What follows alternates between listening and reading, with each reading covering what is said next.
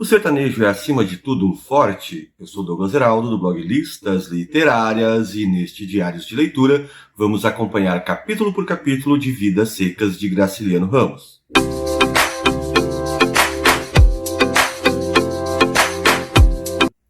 Olá, leitores e leitoras, eu sou Douglas Heraldo, do blog Listas Literárias, sim, aquele blog com as listas mais criativas e originais da internet brasileira, e esse é o nosso canal no YouTube, quando a gente traz outros formatos de discussão literária na internet brasileira, e aqui os vídeos com diários de leitura, e estamos nos propondo e lendo capítulo por capítulo deste grande clássico da literatura brasileira, Vidas Secas de Graciliano Ramos. E no vídeo de hoje, que vale muito o seu like, o seu joinha e a sua inscrição aqui no canal, estaremos falando, então, portanto, do segundo capítulo ali de Vidas Secas, né? O capítulo intitulado Fabiano, que é o capítulo quando a gente passa a conhecer um pouco mais este protagonista sertanejo de Vidas Secas.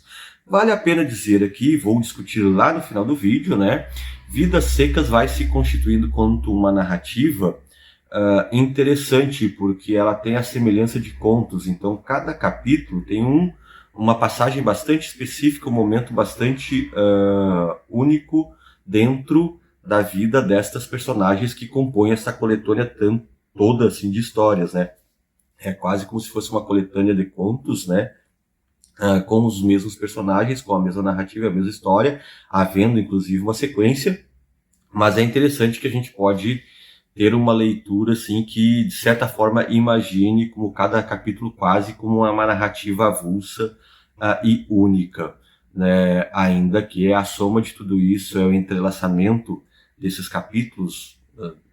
Vou pensar isso melhor lá no final da leitura, se conto ou não conto, né? A gente vai conversar sobre isso, mas são esses entrelaçamentos que constituem todo o romance Vidas Secas do Graciliano Ramos.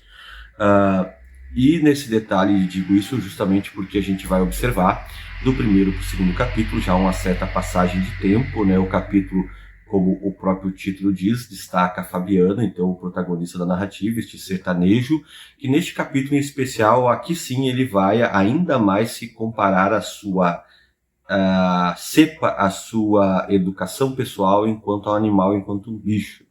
Neste capítulo ele está observando os meninos brincando no pátio. Aqui eles já estão há algum tempo passado daquela experiência do capítulo anterior, na fuga, na sua mudança durante a seca. Eles estão na fazenda ao qual o Fabiano acaba se tornando um empregado, um vaqueiro empregado, né? E vivendo ali como um funcionário de um fazendeiro, inclusive um tanto quanto rude, a gente verá no decorrer do livro, e um tanto quanto bruto, que adora demonstrar o seu uso e o seu poder. E aqui já a gente já vai observando esta postura do Fabiano, não vou dizer compreensiva, mas talvez resignada, e ao mesmo tempo que o Fabiano tem uma relação muito, não vou dizer submissa, mas ele compreende a estrutura de poder e acaba resistindo a partir do seu silêncio e a partir de certa colocação no seu lugar. Isso é um tanto quanto, né, discutível ou não, mas é a postura do Fabiano. Ele tem as suas reticências, ele tem as suas dúvidas, né? O Fabiano não só na sua bruteza, mas ele é alguém com bastante receio, com bastante medo, e que ainda que observe as desigualdades, as opressões do dia a dia, pouco consegue fazer para lutar contra elas, né? Nas suas mais várias acepções.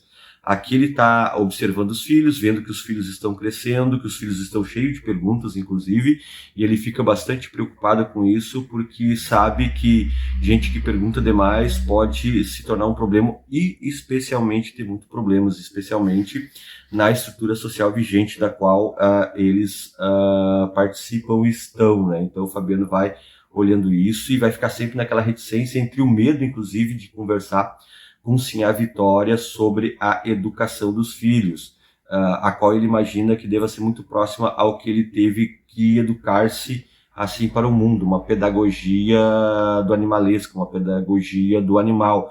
Fabiano se comporta e se vê como um bicho duro na resistência das coisas, inclusive um personagem que vai sempre surgir a partir da lembrança e da comparação dos protagonistas de Vidas Secas é o Tomás da Bolandeira, que era um cidadão educado, era um cidadão letrado, mas que passou por bastantes dificuldades quanto a isso, né?